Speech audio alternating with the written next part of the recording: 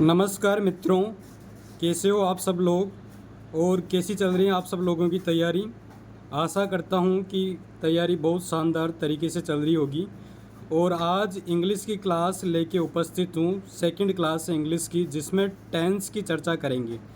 जो पहली क्लास थी टेंस की, उसमें हमने हेल्पिंग वर्ब और मेन वर्ब के बारे में डिस्कस किया था। अब आज किस टाइप से कंपटीशन में क्वेश्चंस आते हैं, उसके रूल्स क्या है टेंस के, उन चीज़ों को लेके अपन लोग देखने वाले हैं। तो टेंस में जो एग्ज़ाम पैटर्न होता है, एग्ज़ाम पैटर्न या तो वन डे एग्ज़ाम की बात करें या आरएस एग्ज़ाम की बात करें, तो आरएस एग्ज़ाम की सबसे पहले मैं बात कर रहा हूँ। आरएस एग्ज़ाम में क्वेश्चन ऐसे आएगा, अपने को एक स्टेटमेंट देगा, जैसे she is learning music for 2 hours. RPSC जो कंडक्ट करवाती है आरएस का एग्ज़ाम, उसमें अपने को इस तरीके से सेंटेंस देगा। अब इस सेंटेंस को करेक्ट करके रीराइट फॉर्म में लिखना है, मतलब हेल्पिंग वर्ब और जो भी चीज़ें हैं, प्रीपोजिशन या डिटरमाइन वगैरह सबको करेक्ट करते हुए लिखना है। तो अब देखिए इसमें कैसे करेंगे इस क्वेश्चन को। जैसे यहाँ पर दे रखा है फोर दे रखा है, तो फोर और सिंस का यूज कौन से टेंस में होता है? प्रेजेंट परफेक्ट में होता है या पास्ट परफेक्ट में होता है। अब फोर जो है ये पीरियड ऑफ टाइम में, अनिश्चित समय, अनिश्चित मतलब वह 2 घंटे से म्यूजिक सुन रहा है। तो फोर और सिंस के केस में कौन सा टेंस यूज होता है? या तो प्रेजेंट परफेक्ट कंटिन्यूस आता है या पास्ट परफेक्ट कंटिन्यूस आता है। तो यहाँ पर इज की जगह क्या हो जाएगी? Helping verb has, have plus been और आईएनजी का यूज होगा, या हैड बीन और आईएनजी का यूज होगा। लेकिन सब्जेक्ट देखना है, तो सब्जेक्ट अपने पास सी क्या है? सिंगुलर सब्जेक्ट है, अर्थात एक वचन है। तो इस वजह से जो सेंटेंस अपने पास बनेगा वह क्या बनेगा? सी हैज बीन, और हैज बीन के बाद वर्ब की फर्स्ट फॉर्म में आईएनजी, और music for 2 hours as it is, ऐसे के ऐसे आ जाएगा। अब यहाँ पर पास्ट परफेक्ट कंटिन्यूस भी बन सकता है, तो सी हैड बीन लर्निंग भी इसका क्या हो सकता है? इसका आंसर हो सकता है, क्योंकि यहाँ पर अपने को टेंस की आइडेंटिटी समझ में नहीं आ रही है कि प्रेजेंट है या पास्ट है, तो दोनों का यूज कर सकते हैं। लेकिन फ्यूचर के बारे में कोई जिक्र नहीं है, तो विल हैव बीन लर्निंग का यूज नहीं करेंगे। समझ में आ गई बात? तो ये तो आरएस वाले एग्ज़ाम में इस टाइप से क्वेश्चन पूछेगा। और जनरल एग्ज़ाम की बात करें, जैसे एलडीसी हो गया, पटवार हो गया, और अदर्स एग्ज़ाम की बात करें वीडियोस वगैरह की, उनमें जो क्वेश्चन आएगा वो फिल इन द ब्लैंक्स का आएगा, मतलब correct form of the verb. तो वर्ब को चेंज करना पड़ेगा अपने को, पूरा रीराइट नहीं करना पड़ेगा उसमें। या तो ऑप्शन में ABCD के हिसाब से ऑब्जेक्टिव टाइप में आएगा या correct form of the verb आएगा। अब देखते हैं काइंड ऑफ टेंस। तो काइंड ऑफ टेंस पिछली क्लास में बताया था 3 टाइप के टेंस हैं, present tense, past tense and future tense. अब इन टेंस के भी क्या है, 4 अपने पास पार्ट हैं इनके। जैसे प्रेजेंट का इंडेफिनिट हो गया, वैसे ही कंटिन्यूस हो गया, परफेक्ट हो गया और परफेक्ट कंटिन्यूस हो गया। अब इन जो टेंस है इनके 4 पार्ट के अलावा चारों के क्या है? 4 फॉर्म हैं। तो प्रेजेंट इंडेफिनिट की 4 फॉर्म कौन सी हो गई? एफर्मेटिव हो गई, दूसरी हो गई इंट्रोगेटिव, थर्ड हो गई नेगेटिव, और फोर्थ हो गई इंट्रोगेटिव नेगेटिव। एफर्मेटिव ये आप पहले देख चुके हो, एफर्मेटिव, इंट्रोगेटिव नेगेटिव क्या होता है। अब फर्स्ट टेंस है अपने पास प्रेजेंट इंडेफिनिट टेंस। तो साथियों, प्रेजेंट इंडेफिनिट टेंस में जो हिंदी पहचान होती है वह वाक्य के अंत में ता है, ती है और ते हैं का यूज आता है।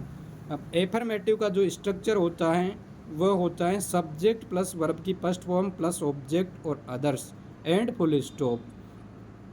अब यहाँ पर अगर मैं सब्जेक्ट सिंगुलर की बात करूँ, सब्जेक्ट क्या है अपने पास? सिंगुलर है। सिंगुलर सब्जेक्ट का मतलब है ही, सी, इट या नेम। तो वर्ब की फर्स्ट फॉर्म में एस या ईएस का यूज करेंगे। अगर अपने पास सब्जेक्ट क्या है? प्लूरल है।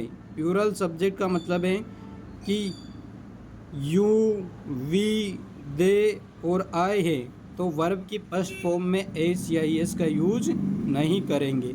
तो कब वर्ब की फर्स्ट फॉर्म में एस या ई एस का यूज करना है, कब नहीं करना है, ये क्लियर हो गया होगा। अब एक जो इम्पोर्टेंट नोट है वह यह है, यदि वर्ब का लास्ट लेटर एस या डबल एस या एस एन या E N O X Z हो तो उसमें क्या जोड़ेंगे, ई एस जोड़ेंगे, और इनमें से नहीं है तो केवल एस जोड़ेंगे। तो कब एस जोड़ना है, कब ई एस जोड़ना है, ये भी आपको क्लियर हो गया होगा। अब इंट्रोगेटिव सेंटेंस क्या होते हैं, इंट्रोगेटिव सेंटेंस क्या से स्टार्ट होते हैं, मतलब क्वेश्चन करते हैं। एफर्मेटिव सेंटेंस तो सकारात्मक सेंटेंस होते हैं, जबकि ये प्रश्नवाचक वाक्य होते हैं। तो प्रश्नवाचक वाक्य में जो सेंटेंस स्टार्ट होगा वह हेल्पिंग वर्ब से स्टार्ट होगा। तो हेल्पिंग वर्ब क्या है, डू और डज है। तो अब डू और डज के बारे में ये देखना है कि डू किसके लिए यूज होगी और डज किसके लिए यूज होगी। तो बेसिकली जो डू का यूज किया जाता है वह प्लूरल सब्जेक्ट के लिए किया जाता है, जबकि डज का यूज सिंगुलर सब्जेक्ट के लिए किया जाता है। तो do does plus subject plus verb की फर्स्ट फॉर्म प्लस ऑब्जेक्ट और अदर और क्वेश्चन मार्क, ये क्या हो जाएगा, ये स्ट्रक्चर हो जाएगा किसका, इंट्रोगेटिव सेंटेंस का स्ट्रक्चर हो जाएगा। नेगेटिव सेंटेंस की बात करें तो नेगेटिव सेंटेंस में क्या होगा, इस नहीं का यूज आएगा, नहीं बनता है, मतलब इसका हिंदी क्या बनता है, नहीं। और इसका जो स्ट्रक्चर है वह अपने पास क्या होगा, इसका स्ट्रक्चर होगा अपने पास सबसे पहले subject plus do does plus not plus verb की first form plus object plus others, और यहाँ पर फुल स्टॉप। नेगेटिव है तो फुल स्टॉप। इंट्रोगेटिव नेगेटिव में क्वेश्चन भी करेगा और नेगेटिव भी होगा, मतलब क्या का भी यूज होगा और नहीं का भी यूज होगा। तो यहाँ पर जो स्ट्रक्चर है सेंटेंस का वह डू या डज से स्टार्ट होगा, सब्जेक्ट के बाद में नोट आएगा, वर्ब की फर्स्ट फॉर्म ऑब्जेक्ट या अदर। अगर डू डज के साथ नोट का अगर डायरेक्ट यूज है तो ऐसे भी लिखा जा सकता है, डू नोट या डज नोट,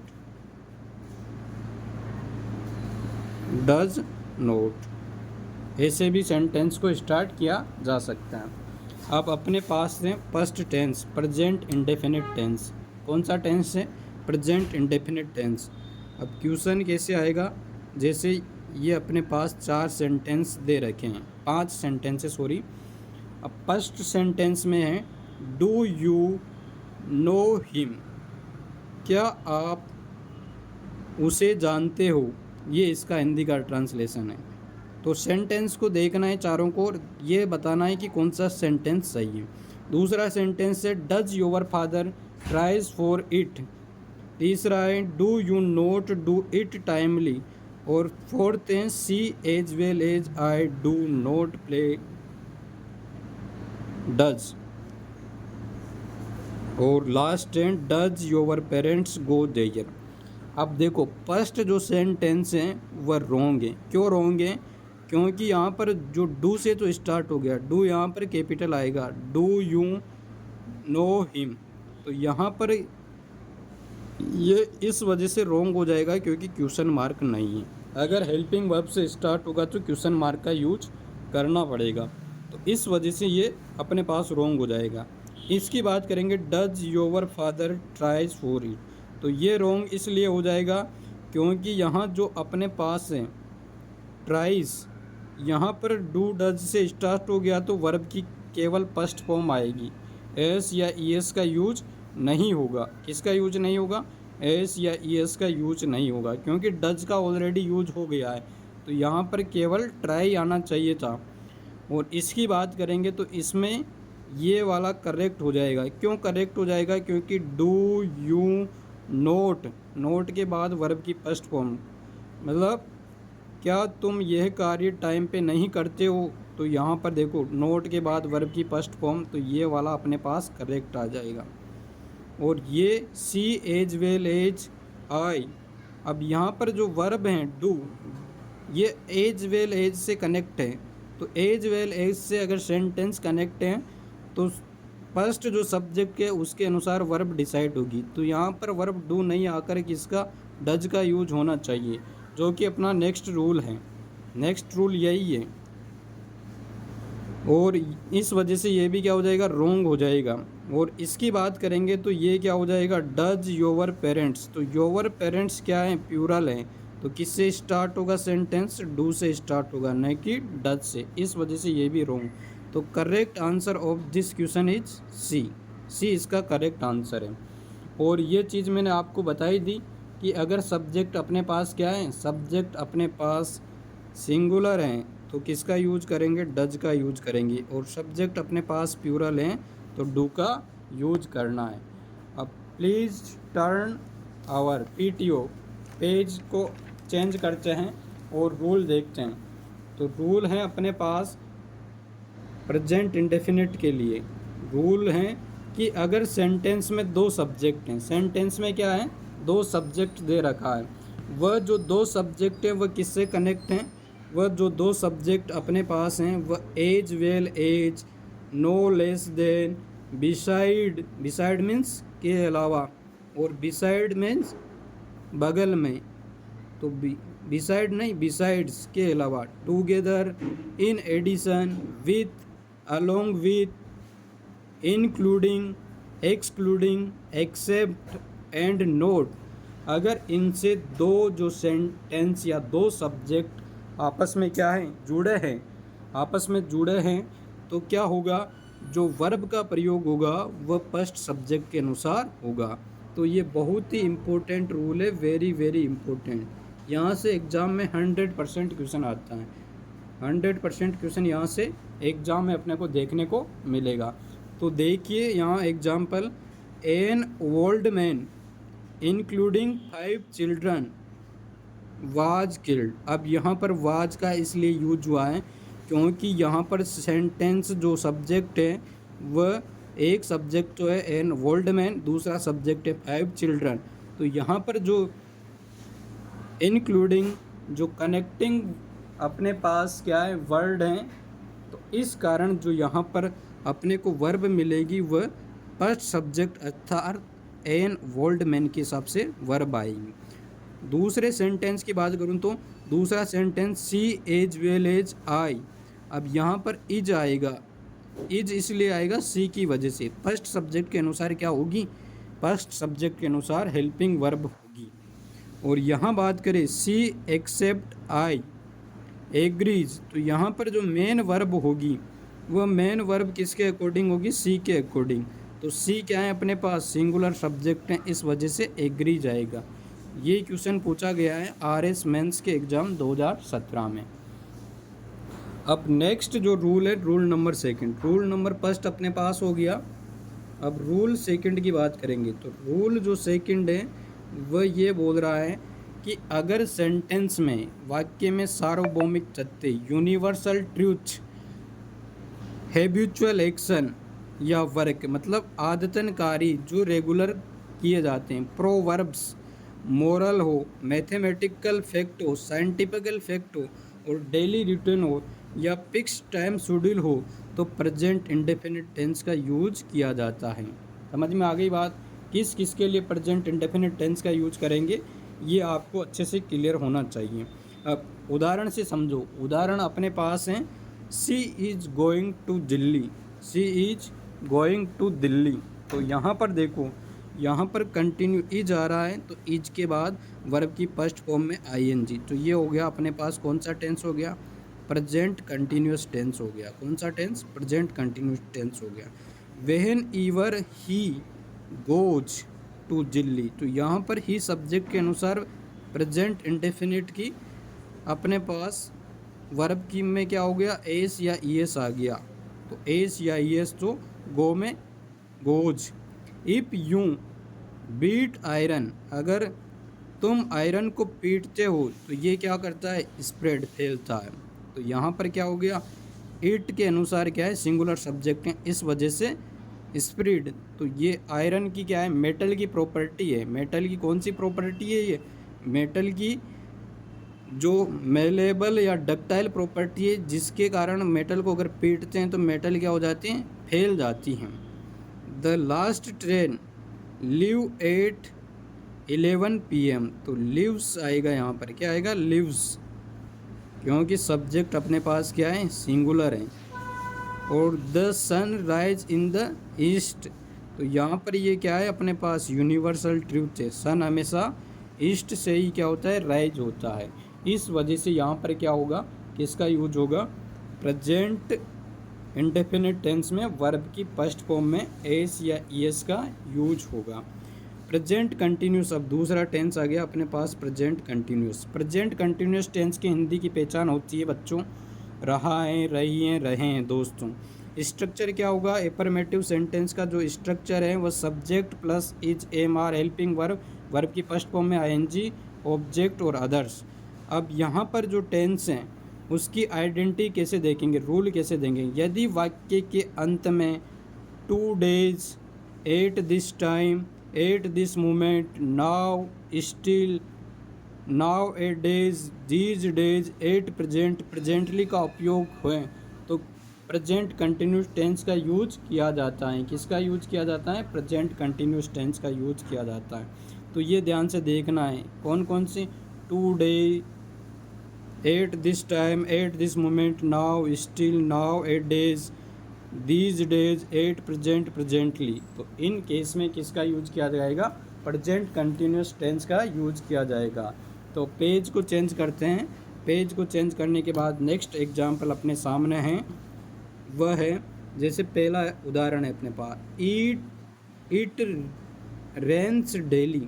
तो ये जो सेंटेंस है रेन्स, ये प्रेजेंट इंडेफिनिट का है। प्रेजेंट इंडेफिनिट का है तो रेन में एस या ईएस आएगा, तो एस का यूज करेंगे।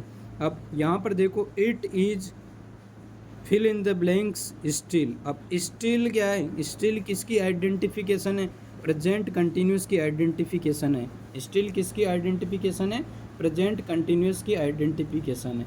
इस वजह से यहाँ पर क्या आएगा, रेनिंग का यूज होगा। समझ में आ रही है बात। और थर्ड एग्जाम्पल है, he fill in the blanks as a general manager in a well known multinational company. तो यहाँ पर क्या आएगा, वेल नोन मल्टीनेशनल, तो वर्क करता है तो प्रेजेंट वर्क्स आएगा। प्रेजेंट इंडेफिनिट की वजह से क्या आएगा, वर्क्स आएगा। तो कब कंटिन्यूस का यूज करना है, कब प्रेजेंट इंडेफिनिट का यूज करना है, क्लियर हो गया होगा। अब वर्ब की फर्स्ट फॉर्म के नियम देखिए। अगर वर्ब का जो अंतिम वर्ड है ये ई है तो ई को हटाकर क्या करेंगे, आईएनजी जोड़ेंगे। जैसे कम में क्या हो जाएगा, कमिंग, मेक से क्या हो जाएगा, मेकिंग, राइट से राइटिंग। अब दूसरा जो आईएनजी बनाने का नियम है वह यह है कि यदि डबल ई हो तो ई को नहीं हटाएंगे। क्या, डबल ई हो तो ई को नहीं हटाएंगे, ई को नहीं हटाएंगे और डायरेक्ट आईएनजी जोड़ेंगे। जैसे एग्री में एग्रींग। अब यहाँ पर डाई के केस में ये है दूसरा रूल काम करेगा। यदि ई से पहले आई हो तो दोनों को वाई में चेंज कर देंगे। क्या, आई और ई दोनों को किस में चेंज कर देंगे, वाई में चेंज कर देंगे। तो डी आई ई की जगह आई ई हट करके आ जाएगा, वाई आ जाएगा, वाई एन जी। डाइंग मतलब पड़े हैं। रिमूव के केस में क्या होगा, रिमूव के केस में अपने पास क्या हट जाएगा, ई हट जाएगा और आई एन जी आ जाएगा। और लाई के केस में क्या हो जाएगा, लाई के केस में लाइंग हो जाएगा, आई ई हट कर आई एन जी आ जाएगा। तो यहाँ पर कौन सा रूल फॉलो हो रहा है, यहाँ पर सेकंड रूल फॉलो हो रहा है। अब इंग्लिश लैंग्वेज में कुछ ऐसी क्रिया होती हैं जहाँ ई के साथ आईएनजी जुड़ता है। जैसे डी वाई ई, तो क्या हो जाएगा, D Y E I N G, dying. अब S I N G N, sign यानी होता है जुलसना। क्या होता है, जुलसना। अब जुलसने के केस में क्या होगा, आई एन जी डायरेक्ट यहाँ पे जुड़ जाएगा। क्या हो जाएगा, आई एन जी जुड़ जाएगा। और एज में भी डायरेक्ट आईएनजी जुड़ जाएगा। तो ये एक्सेप्शन हो गए, ये तीनों क्या हो गए, अपवाद हो गए। लास्ट में ई आ रहा है फिर भी ई को नहीं हटा रहे हैं और डायरेक्ट आईएनजी जोड़ रहे हैं। तो इन तीनों को भी अच्छे से याद करना है, रिकॉल करना है। नेक्स्ट है, यदि वर्ब की फर्स्ट फॉर्म के अंतिम वर्ण से पहले अगर अपने पास वोवल्स की साउंड हो, ए ई आई ओ यू, 5 वोवल्स होते हैं, तो ये वोवल्स हो तो अंतिम वर्ण को क्या कर देंगे, डबल कर देंगे, और डबल करके क्या लगाएंगे, आईएनजी लगाएंगे। जैसे रन, रन से क्या बन जाएगा, रनिंग। क्यों बनेगा रन, रनिंग?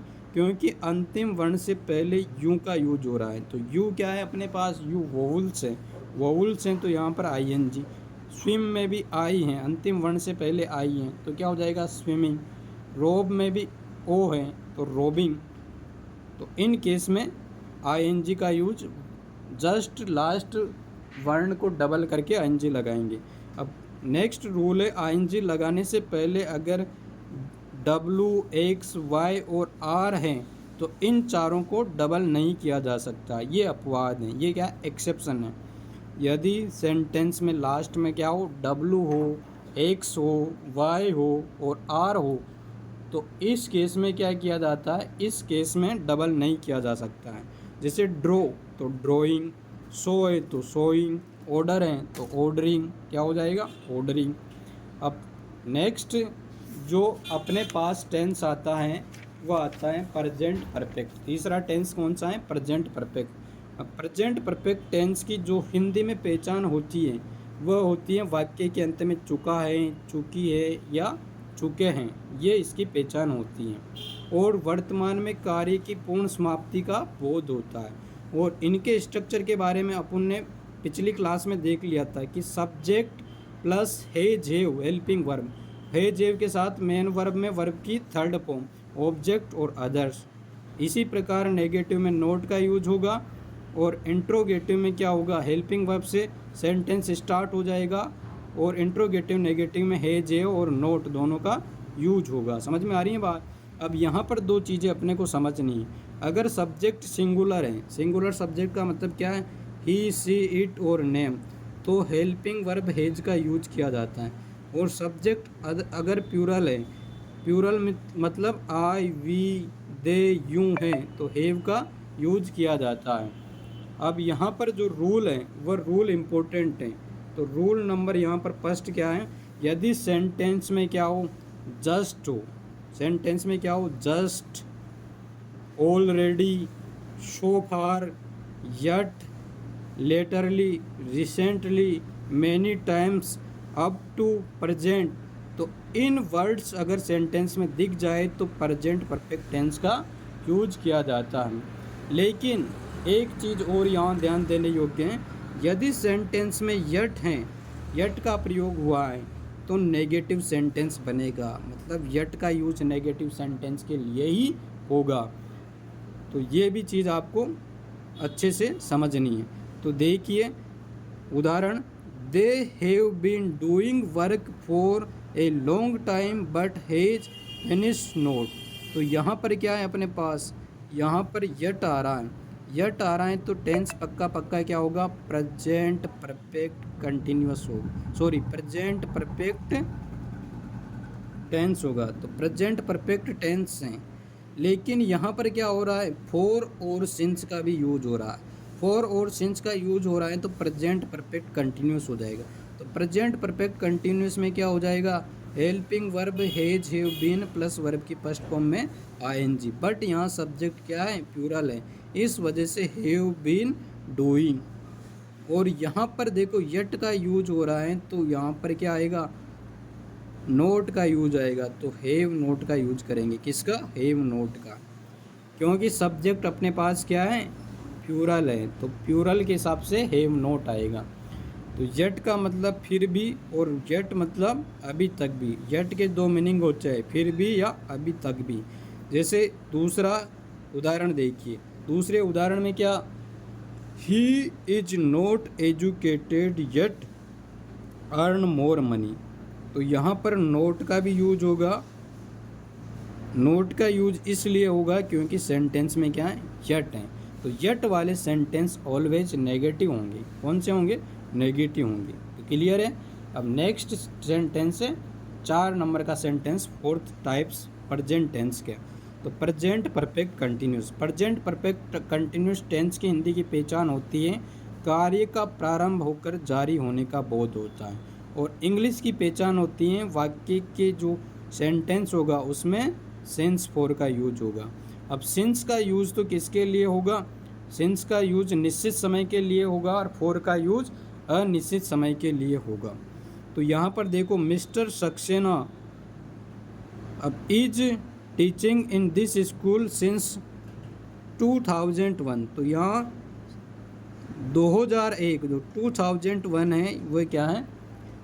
निश्चित समय। निश्चित समय का मतलब है पॉइंट ऑफ टाइम है। तो पॉइंट ऑफ टाइम है, इस वजह से सिंस का यूज हुआ। अब सिंस का यूज हो गया यहाँ, तो यहाँ पर पक्का पक्का क्या होगा? प्रेजेंट परफेक्ट कंटिन्यूस टेंस की हेल्पिंग वर्ब आएगी। तो प्रेजेंट परफेक्ट कंटिन्यूस टेंस की हेल्पिंग वर्ब क्या है? Has been. तो इज हट करके आ जाएगा हैज बीन, और वर्ब की फर्स्ट फॉर्म में ING। तो हैज बीन टीचिंग। समझ में आ रही है बात? इस वाले सेंटेंस को देखिए, I have know Swati since 2006। तो यहाँ पर क्या है? मैं स्वाति को जानता हूँ। कब से? 2006 से जानता हूँ। तो और उदाहरण देखिए, उदाहरण से और अच्छे से क्लियर हो जाएगा। वह उससे पहले एक रूल देखते हैं, जो इम्पोर्टेंट है, बहुत इम्पोर्टेंट।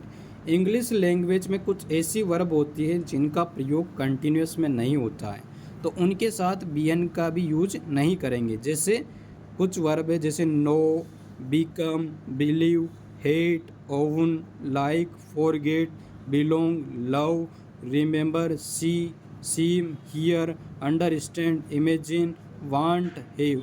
तो इनके केस में क्या होगा? इनके केस में प्रेजेंट कंटिन्यूस का यूज नहीं करेंगे, प्रेजेंट परफेक्ट कंटिन्यूस का यूज नहीं करेंगे। इस केस में प्रेजेंट परफेक्ट का यूज करेंगे। तो लास्ट टेंस वही था अपने पास, उसमें सिंस फॉर का यूज होने के कारण भी प्रेजेंट परफेक्ट आ रहा था। सेंटेंस क्या था अपने पास? सेंटेंस था आई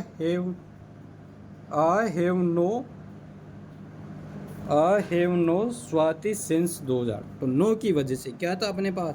इधर देखो, यहाँ लिख रहा हूँ मैं, I fill in the blanks,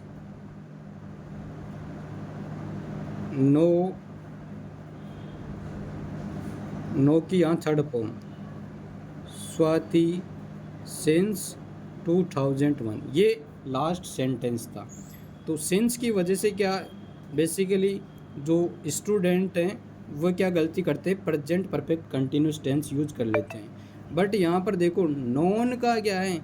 ING form possible नहीं है ना। तो इस वजह से यहाँ क्या आएगा? यहाँ प्रेजेंट परफेक्ट। तो आई क्या है अपने पास? आई कौन सा है? आई अपने पास प्यूरल सब्जेक्ट है। तो प्यूरल सब्जेक्ट की वजह से यहाँ पर किसका यूज होगा? Plural verb. तो प्यूरल वर्ब आएगा हैव। तो हैव के बाद वर्ब की थर्ड फॉर्म, तो ऑलरेडी थर्ड फॉर्म है। तो ऐसे आपको ये समझना है। अब एक और एग्जांपल देखिए, इसमें बता रखा है आई हैव नोट सीन, क्या? I have note scene Kiran since she left Jaipur. मैंने किरण को नहीं देखा है जब से वह जयपुर छोड़ी। तो यहाँ पर देखो सिंस तो आ रहा है, तो सिंस से जो स्टूडेंट्स लोग हैं वो क्या गलती कर बैठते हैं? प्रेजेंट परफेक्ट कंटिन्यूस का यूज कर बैठते हैं। लेकिन वर्ब को भी देखना है। वर्ब क्या है अपने पास? सी है। तो सी का ING फॉर्म पॉसिबल नहीं है। ये देखो सी, तो ये एक्सेप्शन वर्ब है। तो यहाँ पर क्या आएगा? हैव, नोट और वर्ब की थर्ड फॉर्म, क्योंकि नेगेटिव सेंटेंस है। तो हैव के मीनिंग बहुत सारे होते हैं। हैव यानी रखना भी होता है, और हैविंग यानी लेना भी होता है। समझ में आ रही? तो अगर किसी वस्तु के अर्थ में है तो रखना, और खाने के अर्थ में है तो लेना। समझ में आ रही है? तो हैव के दो मीनिंग है। जैसे उदाहरण से समझो, I have believed in God for a long time. तो वह गॉड पे क्या कर रहा है? बिलीव कर रहा है। तो बिलीव कर रहा है, तो यहाँ हैव का अर्थ क्या है? रखना, विश्वास रख रहा है बहुत लंबे समय से। अब सिंस फॉर का यूज मैंने आपको बता ही दिया। क्या बताया? कि सिंस का जो यूज है वह point of time. Point of time का मतलब है निश्चित समय से पहले किसका यूज होगा? सिंस का यूज होगा। और अनिश्चित समय के लिए किसका यूज होगा? अनिश्चित समय के लिए अपने पास फोर का यूज करेंगे। अपन लोग किसका यूज करेंगे? फोर का। तो फोर का यूज पीरियड ऑफ टाइम के लिए होता है, जबकि सिंस का यूज पॉइंट ऑफ टाइम के लिए होता है। मतलब फोर अवधि के लिए यूज होगा और सिंस किसी टाइम के बिंदु के संदर्भ में यूज होगा। दोनों का अर्थ से है, दोनों का अर्थ से हैं। जैसे सिंस लास्ट वीक, तो यहाँ डिसाइड हो गया, पॉइंट टाइम डिसाइड हो गया लास्ट वीक से, तो सिंस 2 o'clock भी क्या हो गया? अपने पास पॉइंट ऑफ टाइम हो गया। 5 मंथ भी 5 मंथ, अब 5 मंथ के बारे में अपने को पता नहीं है। जैसे अगर जनवरी लिखा होता तो जनवरी में क्या होता? सिंस, तो यहाँ पर क्या होगा? 4 का यूज होगा। समझ में आ रही है बात? 4 1 वीक, तो 1 वीक के बारे में पता नहीं है। 4 2 आवर, 2 आवर्स भी पता नहीं है कौन से 2 आवर। सिंस नवंबर, अब देखो यहाँ पे नवंबर। सिंस चाइल्डहुड, तो इन केस में क्या होगा? सिंस का यूज करेंगे। तो कब सिंस का यूज करना है, कब फोर का यूज करना है, अच्छे से क्लियर है? क्लियर। तो आज की क्लास में हम ये प्रेजेंट टेंस ख़त्म कर चुके हैं। अब नेक्स्ट क्लास में हम पास्ट टेंस के रूल देखेंगे। तो कैसी लगी क्लास दोस्तों? तो ज़्यादा से ज़्यादा क्लास को शेयर करें, लाइक करें और सब्सक्राइब करें। Thank you.